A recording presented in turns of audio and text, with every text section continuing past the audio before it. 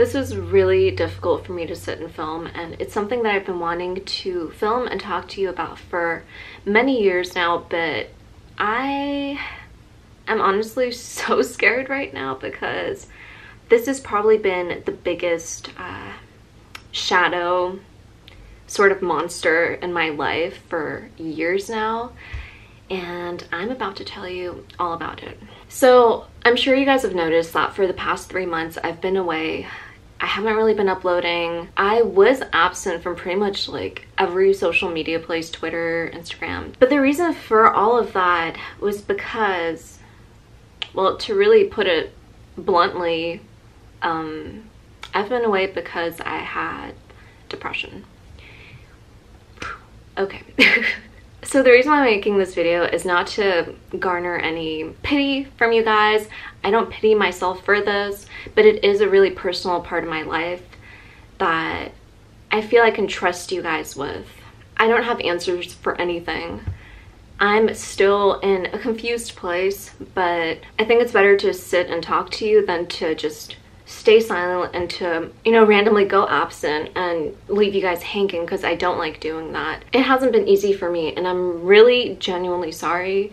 I don't want you guys to feel abandoned, and that's like the last thing that I want you to feel like. But it's just been really difficult for me to talk about this stuff, you know? You feel very vulnerable when you talk about these things, because I think we all like to think that we're strong. We all like to put up a strong front. The reality of it is, us people, you and me, we're not perfect. We can't be strong all the time. So in the beginning of the year, I pretty much updated you guys and told you, hey, you know, I was away because I had yet another break in the beginning of the year, and the reason for that is because I had like that crazy sickness going on, which I'm pretty much cured of now, by the way. But what you guys don't know is that I was sick for even 3 years before that. It's a physical illness that I'm not really comfortable sharing with people, and I dealt with chronic pain. If any of you guys have dealt with chronic pain or are dealing with chronic pain, then you know how difficult it can be, especially if you're not really dealing with it with painkillers, if you're dealing with it naturally. And as positive of a person as you might be, and as wonderful of a perspective you might have of the world, when something is happening to your body constantly,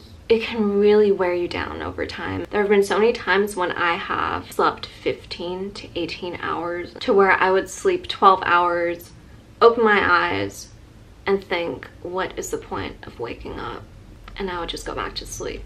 I literally stopped caring about being alive.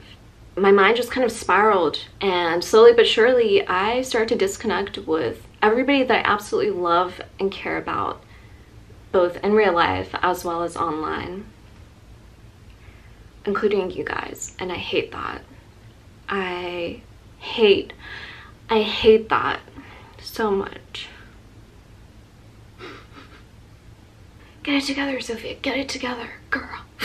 What really prompted me to make this video was because yesterday I actually spoke to a YouTube representative, which sounds like really businesslike and robotic. So I talked to this guy named Matt, which I am happy to say his name because Matt said something that really made a shift in my head. Matt asked me, Sophie, tell me, what is your story? Why did you start YouTube? And I said, well, Matt, I started YouTube in my last semester of college when I had moved to a new city and I didn't really know anyone. I was in school studying something that I completely lost interest in. I had been rejected from grad school. I didn't really know where I was going in life, honestly. I wanted to be a friend to others, and I wanted to find friends. I told this to Matt, and Matt said, okay, Sophia, I think because you consider your viewers your friends, they deserve your candidness. I think they deserve to know why. You know, you were out to look for friends, but who's to say they weren't on the same path? And in that moment, it kind of clicked, like, damn. You know, he helped me realize why I started, and this is why I'm making this video. I could just close the video at this and tell you, hey guys, this is why I was away. But I don't think that it would really be as much of a benefit to anyone if I didn't discuss what I've done about it. That's a big step, to first realize that you need help and then to seek out that help. That is incredible. And if you've gotten to that point, or if you're now considering getting to that point, the biggest freaking hug, like, I hug you out of how proud I am for you, because I know firsthand how freaking difficult that that is. And you guys, this doesn't necessarily mean that you have to go to a therapist or psychologist if you're really stressed out. Like, I know that sounds really intimidating, even though that you should go for it.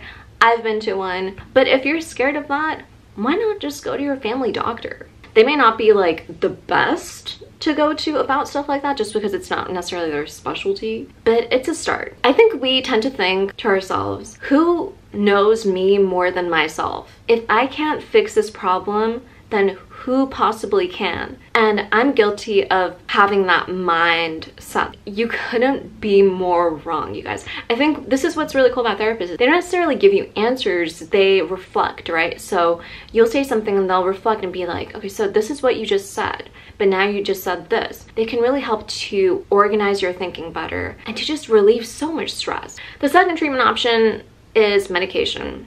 This may not be for everyone. Some people just choose to just use medication without talk therapy, whereas other people start taking in the beginning in combination with talk therapy because it gives them like a little boost of motivation to even make a change in the beginning, and then they let go of the medicine. Other people just kind of continue it. Some people take it their whole lives. To me, what depression feels like is it's like being stuck in a giant pitch black room where you're walking around trying to find the light switch. But once you find that switch, whether it be something that a friend said or a doctor said, or if it is something that you tried, whether it be medicine or, you know, more natural things or even exercise, if that works for you, then by all means go for it. I've tried everything, supplements, exercise, everything, but again, it's a little bit different for me just because I was a little bit limited in how much I could do because of some physical things that were preventing me. Some of the most successful, happiest looking people are going through so many difficult things, and even they might be taking antidepressants. Just because people don't talk about something doesn't mean it's not happening, and it doesn't mean that it's not helping someone. You might reject the idea of it because people don't talk about it, but the reality of it is there are a lot of people who take medicine, and it's because it can change and completely revolutionize your life. My last video that I uploaded, it was just regular video. It wasn't a video explaining why I was gone. I think I was hoping that I could just return with regular videos and just kind of ignore the fact that I was gone for 3 months, because quite frankly, I didn't want to have to talk about this. And that was a mistake. I owe you this explanation. I owe you to know why I was gone. And it's not like you can just scoot these things under the rug. This might be really hard, but if you guys are comfortable sharing your story with something similar, then do so in the comments below. And you guys, please be respectful of each other's stories. I hope that this video has helped even just one person. If it helps even just one person, then my job is done. And that is pretty much it for the video. I love you guys so much, and I will see you soon.